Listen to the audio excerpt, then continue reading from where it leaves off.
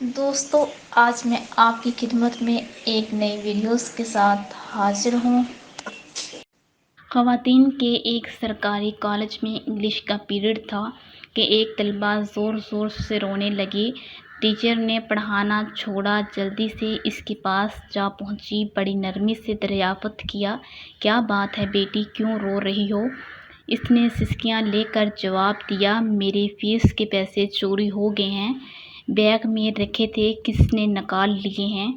Teacher نے ایک لڑکی کو اشارہ کرتے ہوئے کہا، کمرے کے دروازہ بند کر دو، کوئی باہر نہ جائے، سب کی تلاشی ہوگی۔ ٹیچر نے سامنے کی 3 رو سے طلباء کی خود تلاشی لی اور پھر انہیں پوری کلاس کے طلباء کی جیبیں چیک کرنے کو اور بستوں کی تلاشی کی ہدایت کر دی۔ کچھ دیر بعد 2 لڑکیوں کی تکرار سے اچانک کلاس ایک بار پھر شور سے گونج اٹھی۔ ٹیچر اپنی کرسی سے اٹھتے ہوئے بولی، کیا بات ہے، کیوں جھگڑا ہو رہا ہے؟ مس، تلاشی لینے والی طالبہ بولی، کوثر اپنے بیگ کی تلاشی نہیں لینے دے رہی۔ ٹیچر وہیں تڑک سے بولی، پیسے پھر اس کے چرائے ہوں گے۔ کوثر تڑپ کر بولی، نہیں نہیں مس، میں چور نہیں ہوں۔ چور نہیں ہوں تو پھر بیگ کی تلاشی لینے دو۔ طالبہ بولی، نہیں۔ کوثر نے کتابوں کے بیگ کو سختی سے اپنے سینے کے ساتھ لگا لیا، نہیں، میں تلاشی نہیں دوں گی۔ ٹیچر آگے بڑھی، اس نے کوثر سے بیگ چھیننے کی کوشش کی لیکن وہ کامیاب نہ ہو سکی۔ اسے غصہ آ گیا۔ ٹیچر نے کوثر کے منہ پر تھپڑ دے مارا، وہ زور زور سے رونے لگی۔ ٹیچر نے دوسرا تھپڑ کوثر کو مارنے کے لیے ہاتھ اٹھایا ہی تھا کہ ایک بارعب آواز گونجی، ٹھہرو۔ ٹیچر نے پیچھے مڑ کر دیکھا تو وہ پرنسپل تھی۔ نہ جانے کب کس نے انہیں خبر کر دی۔ انہوں نے کوثر اور ٹیچر کو اپنے دفتر میں آنے کی ہدایت کی اور واپس لوٹ گئیں۔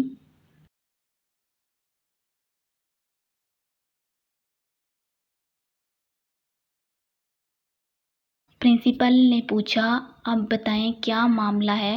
ٹیچر نے تمام ماجرا کہہ سنایا۔ پرنسپل نے طلبہ سے بڑی نرمی سے پوچھا، تم نے پیسے چرائے؟ نہیں۔ کوثر نے نفی میں سر ہلا دیا۔ کوثر کی آنکھوں میں آنسو بہہ رہے تھے۔ بالغ مان بھی لیا جائے۔ پرنسپل متانت سے بولی، جب تمام طلبہ اپنی اپنی تلاشی دے رہی تھیں، تم نے انکار کیوں کیا؟ کوثر خاموشی سے میڈم کو تکنے لگی۔ اس کی آنکھوں سے 2 موٹے موٹے آنسو نکل کر اس کے چہرے پر پھیل گئے۔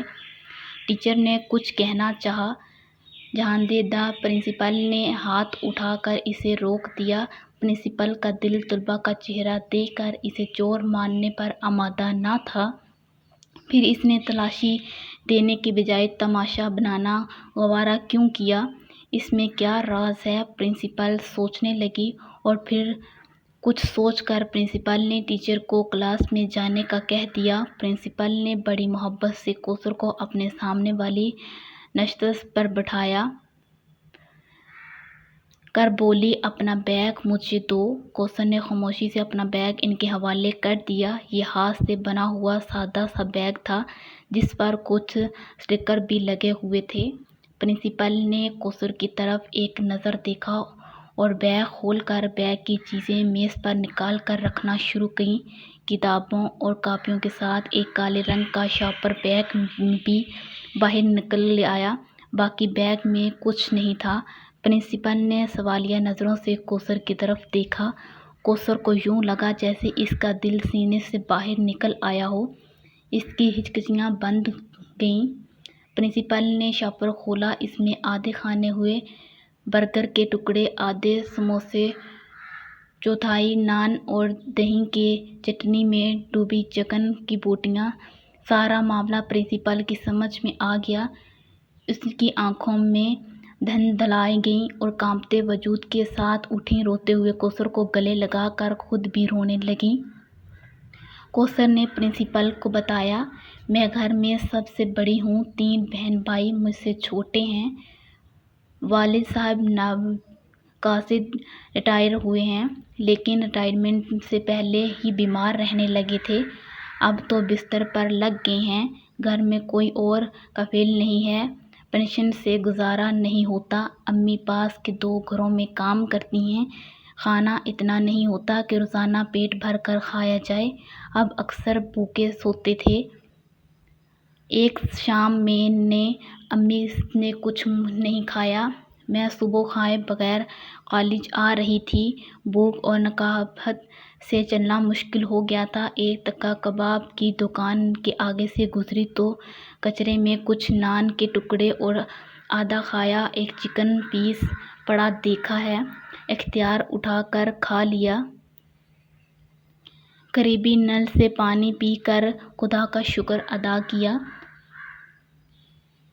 پھر ایسا کئی مرتبہ ہوا۔ ایک دن میں اسی دکان کے تھڑے پر بیٹھی پیٹ کا دوزخ بھر رہی تھی کہ دکان کا مالک آ گیا۔ اس نے مجھے دیکھا تو ندیدوں کی طرح نان اور کباب کے ٹکڑے کھاتا دیکھ کر حیران ہو گیا۔ پھر ساری بات اس کی سمجھ میں آ گئی۔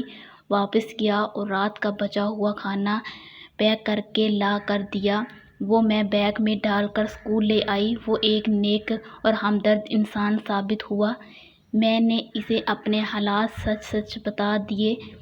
اسے بہت ترس آیا۔ اب وہ اکثر ہمارے گھر کھانا بھی بیچ دیتا ہے اور گاہکوں کو بچا ہوا کھانا، برگر وغیرہ روزانہ شاپر میں ڈال میرے لیے اپنی دکان کے باہر ایک مخصوص جگہ پر رکھ دیتا ہے، جو میں کالج آتے ہوئے اٹھا کر کتابوں کے بیگ میں رکھ لیتی ہوں، کچھ کھاتی ہوں اور باقی جاتے ہوئے گھر لے جاتی ہوں۔